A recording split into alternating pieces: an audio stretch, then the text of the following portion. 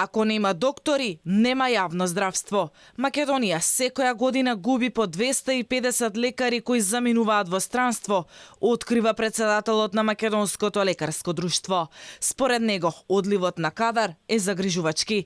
Недостигот од современа опрема, ниските плати, работното оптоварување и ограничените можности за професионален развој се клучните фактори кои придонесуваат за екзодусот на лекарите, укажуваат експертите.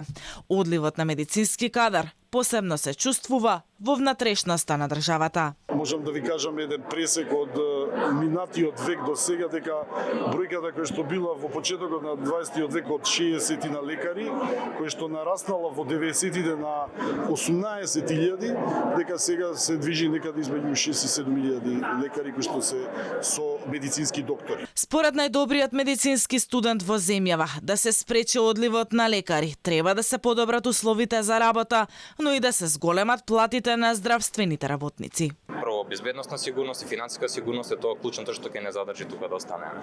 Контра докторите, заменичката министерка за здравство, не уверува дека македонското здравство и не е во толку лоша ситуација. Сметаме дека трудот на сите здравствени работници треба да се вреднува соодветно.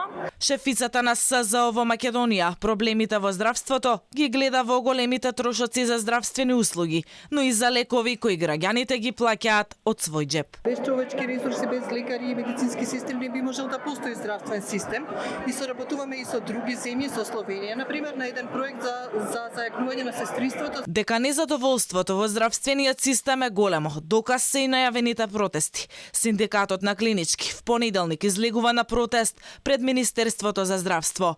Ќе го искажат револтот пред властите, за кој, како што велат, изминатите години успеале да го доведат јавното здравство во колапс. Заедно со Синдикатот на клинички, во понеделник пред Министерството излегуваат и членовите на самостојниот синдикат за здравство при ССМ.